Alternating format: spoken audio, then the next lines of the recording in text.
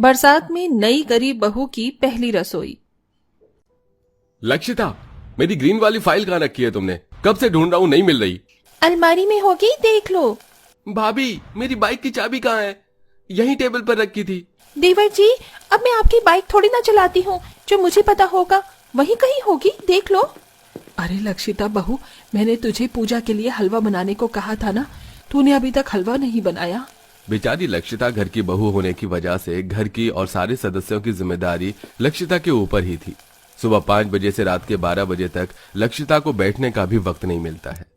इस कद्दूकस की तरह ही मेरी जिंदगी भी इन लोगों की सेवा करते करते ही एक दिन घिस जाएगी। कभी कभी तो लगता है कि घर छोड़कर ही भाग जाऊं। हॉल में बैठी लक्षिता लौकी का कद्दूकस करते हुए खुद से बातें कर रही होती है। तभी लक्षिता की पड़ोसन शांति हाथों में मिठाई का डिब्बा लिए लक्षिता के पास आती है। अरे शांति, तुम यहाँ, और ये हाथों में मिठाई कैसी? कोई खुशखबरी है क्या? मेरा देवर है ना रोहन, उसका रिश्ता तय हो गया है। उसी की खुशी में पूरे मोहल्ले भर में मिठाई बांट रही हूँ। लो, तुम भी अपने मुंह मीठा करो। शांति लक्षिता का मुंह मीठा करवाती है और वहां से चली जाती है। शांति की बातें सुन लक्षिता के उदास चेहरे पर अचानक से मुस्कान आ जाती है। मेरी इतनी बड़ी प्रॉब्लम का सॉल्यूशन मेरे घर में ही था और मैं हमेशा अभी तक नजरअंदाज करती रही। लक्षिता रात होने का इंतजार करती है और सबके आते ही। क्या हुआ लक्षिता बहू, आज बड़ी खुश लग रही है। आज शांति आई थी, उसके देवर का रिश्ता तय हो गया है। तो अच्छी बात है, लेकिन तू इतना खुश क्यों हो रही है? माँ जी, शांति का देवर मेरे देवर से 2 साल छोटा है, फिर भी उसकी इतनी जल्दी शादी और रिश्ता तय हो गया, और शशांक अभी तक कुंवारा ही बैठा है। इस बुढ़ापे में तो मैं अपने छोटे बेटे का घर बसाने के बारे में भूल ही गई थी। मैं कल ही पंडित जी से बात करके अच्छी लड़कियों के रिश्ते निकलवाती हूँ। इसकी कोई जरूरत नहीं है। दरअसल मैं एक लड़की को पसंद करता हूँ। उसका नाम प्रेरणा है। काफी अच्छी लड़की है, लेकिन गरीब परिवार से है। आज भगवान भी मेरे साथ है।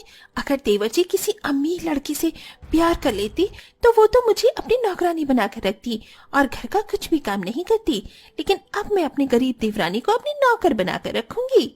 बेटा, हम ज्यादा अमीर नहीं है, लेकिन मिडिल क्लास तो है ना। क्या एक गरीब लड़की को अपने घर की बहू बनाना सही रहेगा? माँ जी, आप कैसी बातें कर रही हैं?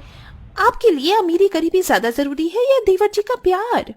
लक्षिता की बातें सुन माधवी इस रिश्ते के लिए मान जाती है। माधवी कुछ दिनों में प्रेरणा के परिवार वालों से मिलकर प्रेरणा शशांक का रिश्ता तय कर देती है और 2 महीनों में ही प्रेरणा और शशांक की शादी हो जाती है और आखिरकार लक्षिता की गरीब देवरानी आ ही जाती है।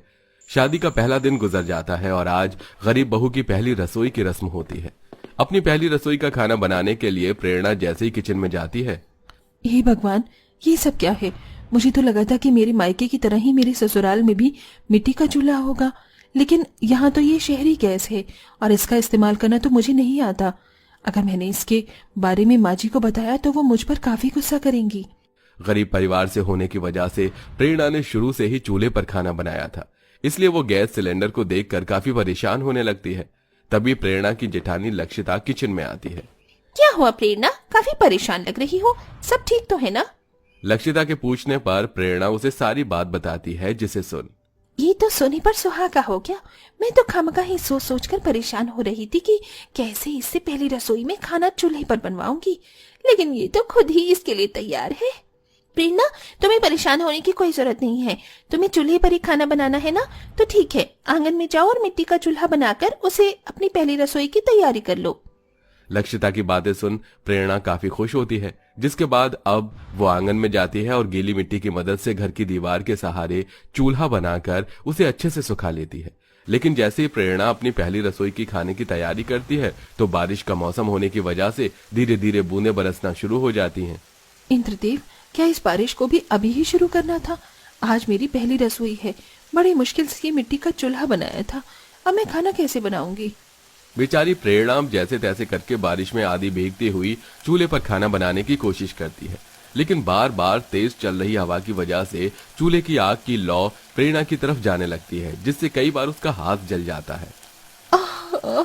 मेरा हाथ बहुत जल रहा है, लेकिन पहली रसोई का खाना बनाना भी जरूरी है। हे भगवान, मेरी मदद करो। बारिश में प्रेरणा के लिए खाना बनाना किसी कठिन परीक्षा से कम नहीं था। जहां बेचारी प्रेरणा को बारिश में चूल्हे पर खाना बनाने में बार बार कोई ना कोई दिक्कत परेशानी आ रही थी, वहीं ये सब देख लक्षिता काफी खुश थी। मेरे इतने समय में तो माँ जी ने कड़ी धूप में मुझसे चूल्हे पर ढेर सारा खाना बनवाया था। कम से कम इसे कड़ी धूप में तो खाना बनाना नहीं पड़ रहा है। जितनी दर्द दुख परेशानी मैंने झेली है ना, उतना मेरी देवरानी भी झेलेगी। मन ही मन इतना सोच लक्षिता प्रेरणा के पास आती है। ये क्या प्रेरणा, तुमने तो अभी तक एक चीज भी नहीं बनाई। काश मैं तुम्हारी मदद कर पाती, लेकिन वो क्या है ना, अगर माँ जी को पता चला तो वो बहुत गुस्सा करेंगी। कोई बात नहीं भाभी, आपने कह दिया यही मेरे लिए काफी है। मैं खुद सब अकेले कर लूंगी। प्रेरणा को इस तरह देख लक्षिता काफी खुश होती है और अब आराम से अपने कमरे में जाकर आराम करने लगती है। वहीं बार बार बारिश के पानी की वजह से कभी प्रेरणा का आटा गीला हो जाता तो कभी बार बार पानी गिरने की वजह से प्रेरणा की सूखी सब्जी गीली सब्जी में बदल जाती। क्या क्या सोचा था मैंने अपनी पहली रसोई के खाने के लिए, लेकिन ये क्या हो रहा है।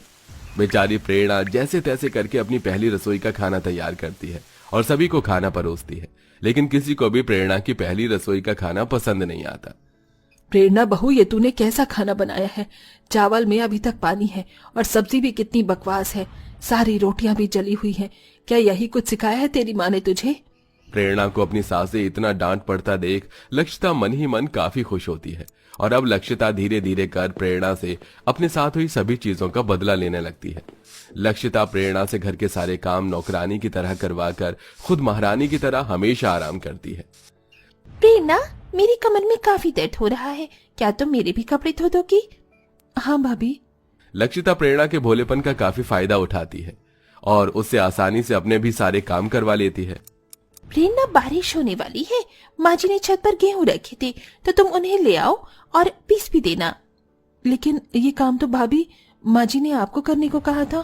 हाँ, लेकिन मुझे किसी काम से बाहर जाना है, इसलिए आज मेरा काम तुम कर दो। बेचारी प्रेरणा थकी हारी छत पर जाती है और सारे गेहूं लाकर उसे चक्की में पीस देती है। अपनी तरह ही प्रेरणा को सारा काम करता देख लक्षिता काफी खुश होती है और ऐसे ही काफी वक्त गुजर जाता है और आज माधवी घर में सुख शांति के लिए पंडित जी को बुलवाकर काफी बड़ी पूजा करवाती है और उनके खाने का सारा इंतजाम प्रेरणा को देती है। प्रेरणा बहू, मैं तुझे बहुत बड़ी जिम्मेदारी दे रही हूँ। पंडित जी के खाने में किसी भी तरह की कोई गलती नहीं होनी चाहिए। माँ जी, आप बेफिक्र रहिए, कोई भी गलती नहीं होगी। प्रेरणा को अभी तक गैस पर खाना बनाना नहीं आया था, इसलिए वो एक बार फिर आंगन में बने चूल्हे पर खाना बनाने लगती है। लेकिन बारिश होने की वजह से प्रेरणा जो पंडित जी के लिए खाना बनाती है उसमें से कुछ चीज जल जाती है तो कुछ चीज काफी बेकार बनती है, जिसे देख माधवी। एक जिम्मेदारी दी थी तुझे, वो भी तुझसे नहीं निभाई गई। और तुझे किसने कहा था कि चूल्हे पर खाना बनाने को। एक इंसान के लिए खाना बनाने के लिए तुझे चूल्हे की क्या जरूरत पड़ी थी। मुझे गैस पर खाना बनाना नहीं आता था, इसीलिए लक्षिता भाभी ने ही मुझे चूल्हे पर खाना बनाने को कहा। लक्षिता बहू, ये तो कल की आई है, लेकिन तुझ में भी दिमाग नहीं है क्या। अगर इसे गैस पर खाना बनाना नहीं आता था तो तू सिखा देती। घर की बड़ी बहू है, तू ये सब नहीं करेगी तो और कौन करेगा। माधवी की बातें सुन लक्षिता अपने गुस्से पर काबू नहीं रख पाती। बड़ी बहू हूँ, कोई प्राइम मिनिस्टर नहीं जो सारी जिम्मेदारी मुझ पर हो। मुझको तो आप सबने रोबोट समझ लिया है। परेशान हो चुकी थी मैं इन सब चीजों से, इसीलिए मैंने जानबूझकर प्रेरणा को चूल्हे पर खाना बनाने के लिए कहा, ताकि वो भी झेले वो सब जो कि मैंने झेला है। इस बदले की आग ने तो हमें कहीं का नहीं छोड़ा। मुझे तो पंडित जी के भोजन की फिक्र सताई जा रही है। क्या करूं अब मैं। माँ जी, आप इस तरह परेशान मत होइए। अगर लक्षिता भाभी की जगह कोई और होता तो शायद वो भी यही करता।